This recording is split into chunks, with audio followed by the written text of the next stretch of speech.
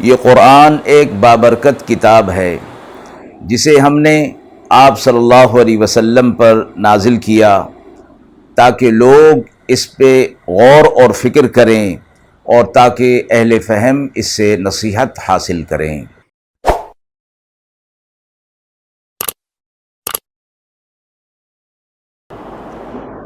بسم اللہ الرحمن الرحیم۔ السلام علیکم ورحمۃ اللہ وبرکاتہ۔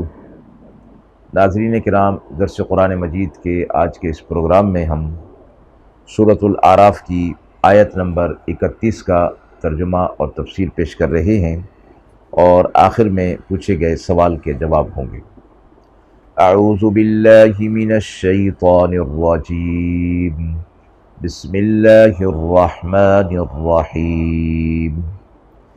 یا بنی آدم خذوا زینتکم عند کل مسجد وکلوا واشربوا ولا تسرفوا انہ لا یحب المسرفین۔ آیت مبارکہ کا ترجمہ ملاحظہ فرمائیں۔ اے بنی آدم، آرائش اختیار کرو ہر نماز کے وقت مسجد میں جاتے ہوئے، اور کھاؤ اور پیو اور اسراف نہ کرو، بے شک اللہ اسراف کرنے والوں کو پسند نہیں فرماتا۔ اس آیت مبارکہ میں بنی آدم کو خطاب فرمایا گیا کہ وہ مسجد کی حاضری کے وقت زیب و زینت اختیار کر لیا کریں، یعنی ایسا لباس جو باوقار اور سنجیدہ ہو، چونکہ مسجد خانہ خدا عبادت کی جگہ ہے، اس لیے اس کے لیے زینت کا اختیار کرنے کا حکم دیا گیا ہے۔ پچھلی آیت میں چونکہ یہ ذکر ہو چکا کہ بیت اللہ کا طواف برہنہ کیا جاتا تھا اور ستر پوشی کا کوئی اہتمام نہیں ہوتا تھا، تو اس کے مقابلے میں مسجد میں آنے کے لیے جو ایک باوقار اور شائستہ سنجیدہ طریقہ اختیار کرنے کا حکم دیا گیا وہ یہ کہ زیب و زینت اختیار کر لی جائے، اور اس زیب و زینت کے اندر فرمایا گیا کہ ہر وہ طریقہ کہ جو انسان اپنے لیے بہتر سمجھتا ہے یا اپنے جیسے انسانوں کے سامنے جانے میں جو لباس اور جو وضاقطہ بہتر سمجھتا ہے، اسی طرح کی وضاقطہ اور زینت اسے اختیار کرنی چاہیے۔ تو آیت میں یہ فرما دیا گیا کہ جس طرح برہنہ ہو کر طواف کرنا منع تھا، اسی طرح بغیر ستر پوشی کے مسجد میں آنا یا نماز ادا کرنا منع فرما دیا گیا ہے۔ تو فرمایا کہ عریانیت اور ستر پوشی نہ ہونا اللہ کے نزدیک یہ پسندیدہ نہیں ہے۔ اس لیے یہ مسئلہ بیان کیا گیا کہ جب انسان کے پاس اس قدر بھی لباس نہ ہو جس سے ستر پوشی ہو سکے تو پھر اس پر نماز نہیں ہوگی جب تک کہ وہ اپنی ستر کو ڈھانپ نہیں لیتا۔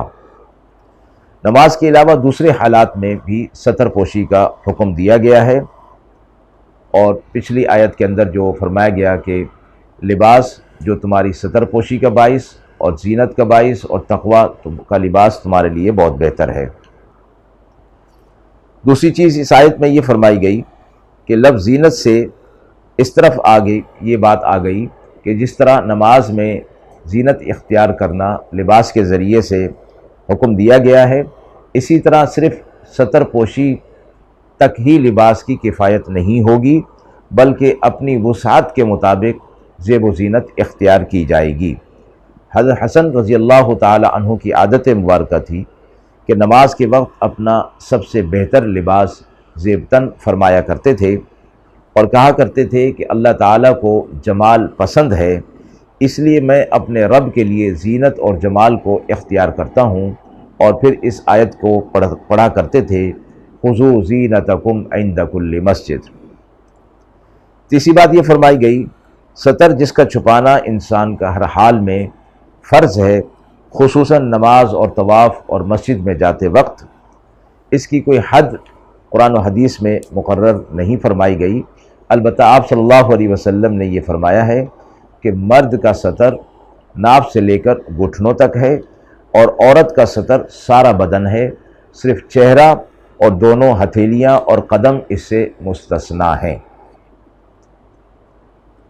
اور اس کا معنی یہ فرمایا گیا کہ نماز میں یہ اعضاء کھلے رہیں تو نماز میں خلل نہیں آئے گا، اور یہ استثناء کا مطلب یہ نہیں کہ غیر محرم کے سامنے وہ چہرہ اور یہ ہتھیلیاں اور پاؤں بھی کھلا رکھیں، اس کی ممانعت فرمائی گئی ہے۔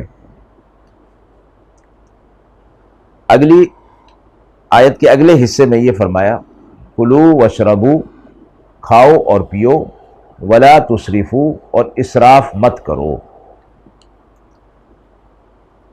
آیت کے اس حصے سے یہ فرمایا گیا کہ کھانا پینا شریعت نے جائز قرار دیا، انسان کی ضرورت ہے، انسان پر لازم اور فرض ہے کہ وہ اپنے کھانے پینے کو ترک نہ کرے اور کھائے اور پیے۔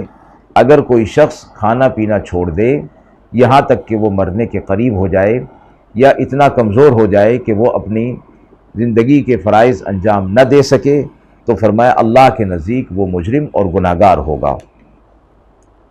دوسری بات یہ فرمائی گئی کہ اللہ رب العزت نے جو چیزیں وضاحتاً صراحتاً حرام کی ہیں وہ تو حرام ہیں، اس کے علاوہ جو چیزیں ہیں وہ حلال ہیں اور انہیں کھایا جائے اور استعمال کیا جائے، اور عقیدتاً ان کو وہ چیزیں جن کو اللہ نے حلال کیا ہے اس کو حرام نہ سمجھا جائے۔ اگلی بات جو فرمائی ولا تسرفو، یعنی اس میں اسراف نہ ہو، جو حلال چیزیں ہیں ان کو حد سے تجاوز نہ کیا جائے، اور اس سے یہ مسئلہ نکالا گیا کہ کھانے پینے میں اسراف کا مطلب یہ ہے کہ حد سے زیادہ کھا لیا جائے۔ آپ صلی اللہ علیہ وسلم نے فرمایا کہ جو شخص اپنے پیٹ بھر کر کھانا کھاتا ہے وہ شیطان کا ساتھی ہے، اور حکم یہ دیا گیا اور ترتیب شریعت میں یہ بتائی گئی کہ ابھی بھوک باقی ہو تو کھانا چھوڑ دیا جائے۔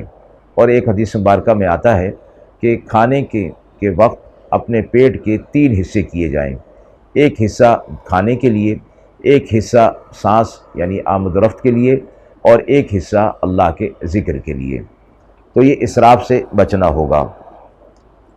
دوسری چیز فرمائی گئی اللہ کی حلال کی ہوئی چیزوں کو بلا وجہ شرعی کے حرام سمجھا جائے یا حرام کر لیا جائے، اور ان کا استعمال گناہ سمجھا جائے، یہ بھی قانون الہی کی مخالفت کرنا ہے اور سخت گناہ ہے۔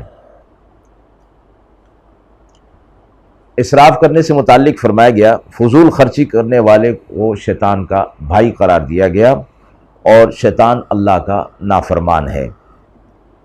وہ لوگ اللہ کو پسند ہیں جو خرچ کرنے میں توسط اور میانہ روی اختیار کرتے ہیں، نہ حد ضرورت سے زیادہ خرچ کرتے ہیں اور نہ اس سے کم خرچ کرتے ہیں۔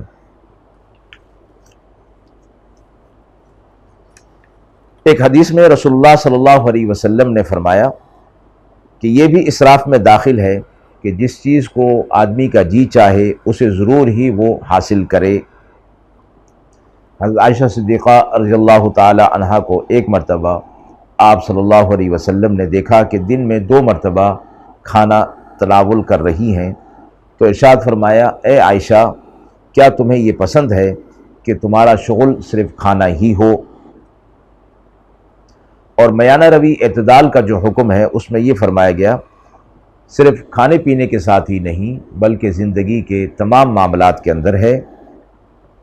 حضرت عبداللہ بن عباس فرمایا جو چاہو کھاؤ اور پیو اور جو چاہو پہنو، صرف 2 باتوں کا خیال رکھو، ایک یہ کہ اس میں اسراف نہ ہو یعنی حد سے زیادہ ضرورت سے زائد یا کم نہ ہو، دوسرا یہ کہ اس کے ذریعے فخر اور غرور کا اظہار نہ ہو۔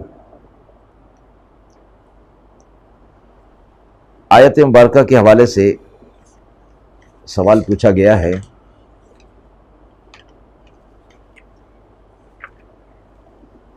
آیت کلو واشربو سے کون سے احکامات اخذ فرمائے گئے ہیں؟ اس آیت مبارکہ کے اس حصے میں کلو واشربو سے مفسرین نے 8 مسائل شرعیہ اخذ کیے ہیں۔ اول یہ کہ کھانا پینا بقدر ضرورت فرض ہے۔ دوسرا یہ کہ جب تک کسی چیز کی حرمت کسی دلیل شرعی سے ثابت نہ ہو جائے ہر چیز حلال ہے۔ تیسرا یہ کہ جن چیزوں کو اللہ نے اور اس کے رسول صلی اللہ علیہ وسلم نے منع فرمایا ہے ان کا استعمال اسراف اور ناجائز ہے۔ چوتھا یہ کہ جو چیزیں اللہ نے حلال کیے ہیں ان کو حرام سمجھنا بھی اسراف ہے اور گناہ ہے۔ پانچواں یہ کہ پیٹ بھر جانے کے بعد مزید کھانا جائز نہیں۔ چھٹا یہ کہ اتنا کم کھانا جس سے آدمی کمزور ہو جائے اور اپنی زندگی کے افعال اور اعمال ادا نہ کر سکے، یہ بھی گناہ ہے۔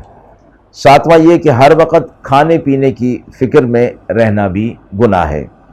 آٹھواں یہ کہ جب کسی چیز کا جی چاہے تو ضرور ہی اس کو حاصل کرنے کی فکر میں لگ جائے، یہ بھی گناہ ہے۔